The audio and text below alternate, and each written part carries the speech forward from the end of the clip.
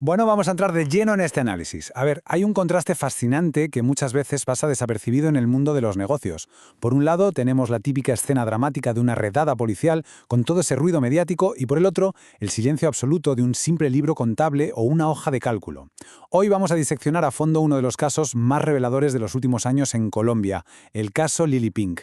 Y ojo porque esto no es solo un titular de prensa, es un auténtico manual abierto sobre cómo la contabilidad forense y la auditoría tributaria son capaces de desmantelar una operación que parecía perfecta.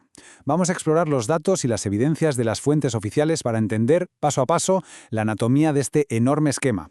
Detengámonos un segundo a procesar esta locura de cifra. 730.000 millones de pesos colombianos. Esa es la cantidad presuntamente vinculada a operaciones de lavado de activos en este caso.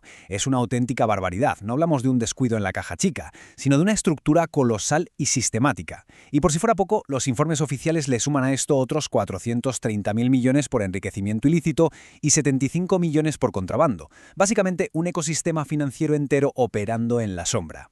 Y para ponerle una cara física a todos esos ceros en el papel, 405. Ese es el número exacto de locales comerciales que fueron allanados bajo la ley de extinción de dominio. Esto significa que de la noche a la mañana, la Fiscalía intervino bienes que pasaron a ser administrados por el Estado.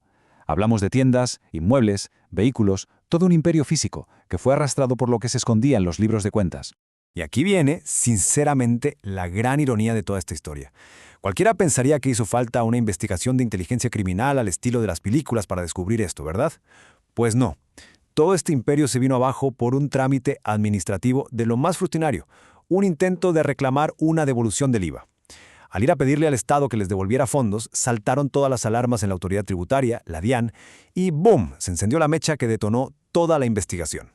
Sección 1. La anatomía del esquema fraudulento. Veamos cómo funcionaba.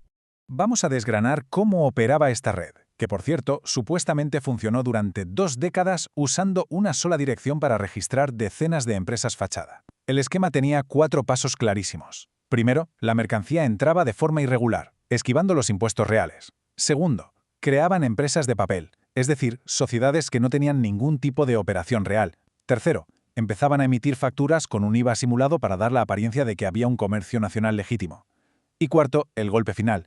Iban al Estado a solicitar de forma fraudulenta que les devolvieran el IVA de esas mismas facturas falsas. Una maquinaria perfectamente engrasada para succionar dinero público. Si analizamos el primer engranaje de esta máquina, la verdad es que es fascinante. Cuando decimos contrabando, no hay que imaginarse a gente cruzando mercancía por la frontera en medio de la noche. ¿Qué va? Esto es lo que se conoce como contrabando técnico. La mercancía entra por la puerta grande de la aduana oficial. El truco está en los papeles. Declaran un valor muchísimo menor al real, usan clasificaciones de aranceles falsas o incluso le cambian las etiquetas más tarde para que parezca un producto fabricado en el país. Es un engaño puramente documental que revienta por completo los costes contables reales. Pasamos a la sección 2, la detección y el famoso ojo de la DIAN. Aquí hay un pulso interesantísimo entre la vigilancia digital y la realidad del mundo físico.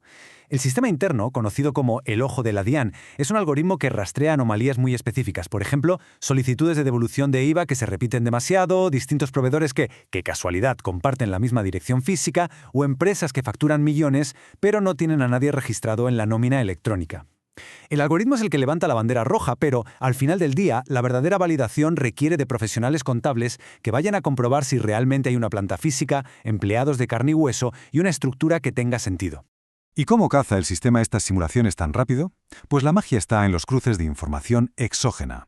Imaginemos que esto es como un espejo. Si en el formato 1001 una empresa reporta que le ha pagado 100 millones a un proveedor, ese mismo proveedor tiene la obligación de reportar en su formato 1007 que ha recibido esos 100 millones. Es lógica pura. Cuando el sistema cruza los datos y los números no cuadran, o resulta que el proveedor ni siquiera declara ingresos, la mentira queda expuesta al instante. Sección 3. El impacto contable y los riesgos que todo esto conlleva. Fijaos porque este es el corazón del problema. Si miramos los libros, tenemos un asiento de diario matemáticamente impecable. Un débito a la cuenta de inventarios, otro débito al IVA descontable y un crédito a proveedores nacionales. ¡Pum! Todo cuadra al céntimo. Pero claro, esta perfección matemática es un cascarón vacío porque oculta una falta absoluta de sustancia económica real. La mercancía no existe o es de contrabando y toda esta transacción viola de lleno los principios de las normas internacionales de información financiera, que exigen por encima de todo que la forma refleje la esencia económica real. Y avalar este tipo de operaciones simuladas con una firma tiene un precio altísimo. No estamos hablando de un simple tirón de orejas o un error de cálculo.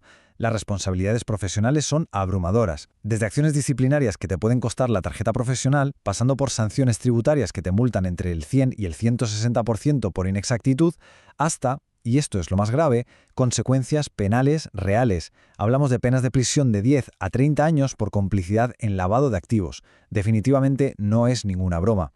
Cuarta y última sección: prevención y defensa profesional.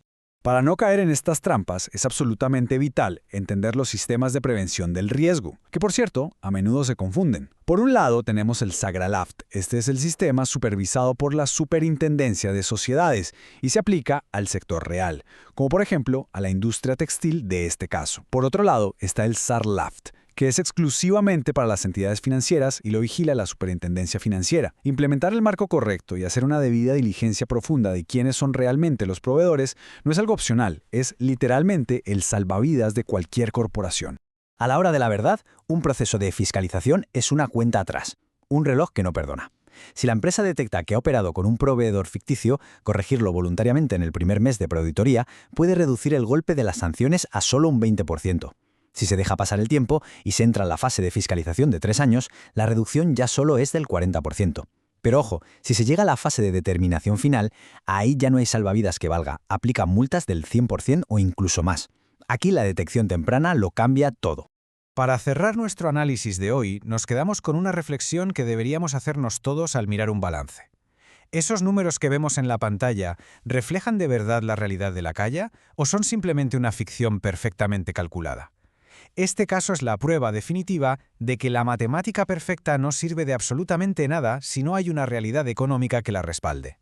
Hay que levantar la cabeza de la hoja de cálculo, salir, validar quién es quién y confirmar que las operaciones existen de verdad.